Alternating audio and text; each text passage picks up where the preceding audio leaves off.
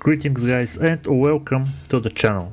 Now we wanted aerial strategy and I'm gonna give you an aerial strategy. Now straight to the point, I'm gonna tell you that one of the things you can do is to make bombers and missiles. This is something very uncommon that I'm seeing because most of the players are using strikers, and more especially the typical normal striker, not the naval strike fighter, which is a bit strange because this guy here is actually pretty good when you go and play with strikers. But anyway, now I will stick with the bombers and I'm gonna tell you why. Now the bombers, actually when you go level 1, you will see that it can attach to him 2 cruise missiles, and this is at level 1. Then it will upgrade and you will actually have more.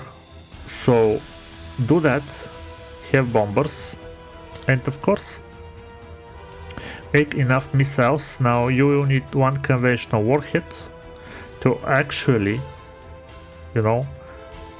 use a missile. So 1 conventional warhead to 1 cruise missile.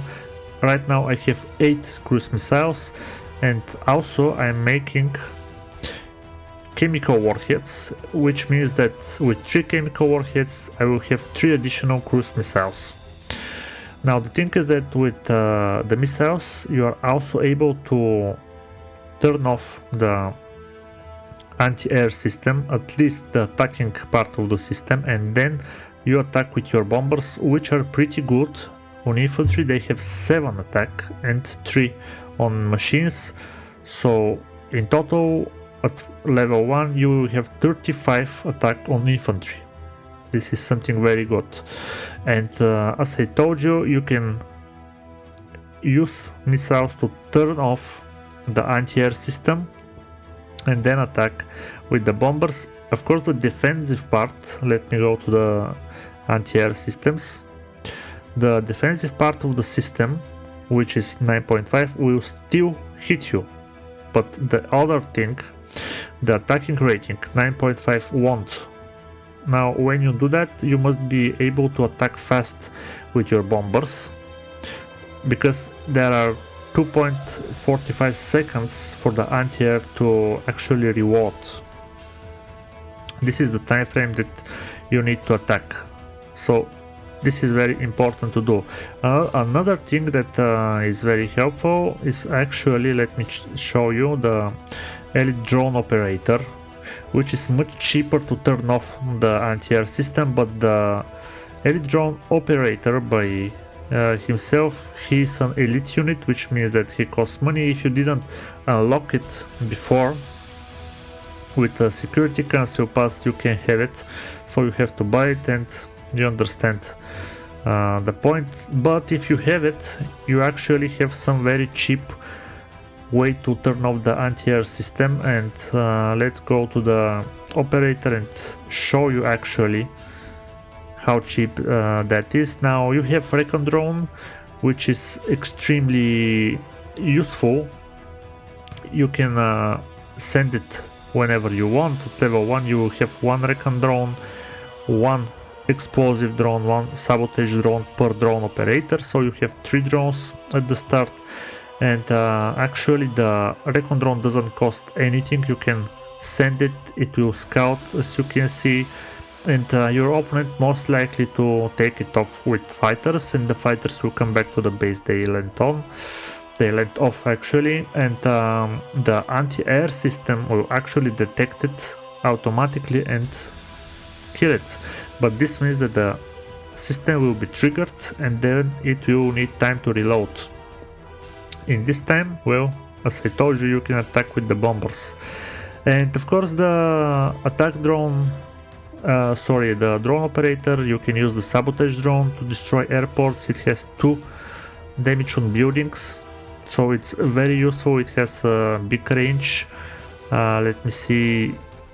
Now combat radius is actually 500 from his base, but this is at level 1.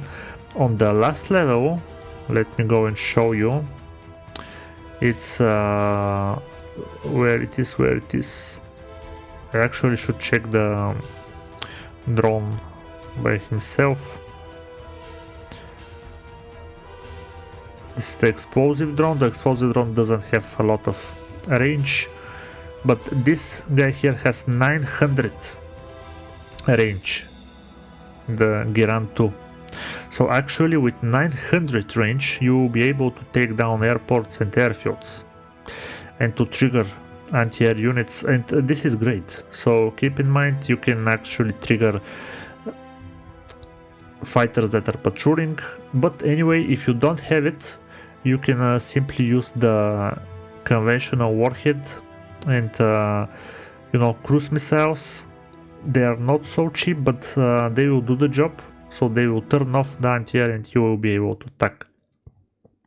Another thing that you can do, of course, and that you should do actually, is to have air superiority fighters to protect the bombers and to protect your airfields and airports. So do that. If you are going to play with bombers, make, you know, air superiority fighters, and if not, at least make some with, you know, the mobile version of the anti-air. Let's go and check it. Mobile anti-air vehicles with SAMs, and stick it on the airfields and airports, so you don't have to worry about your bombers or strikers, if you want to play strikers, that they will just land and the airfield, or let's say the airport, is going to be destroyed and they will stuck there. They're not gonna stuck there if you protect your airport and airfield good. Also, another thing that you should know, that when you attack somebody at disembarking, you have much higher damage that you're going to do. So when they're embarking or disembarking from ports or airfields, attack them right there. You will be very, very pleased. Thank you that you watched me, and see you next time.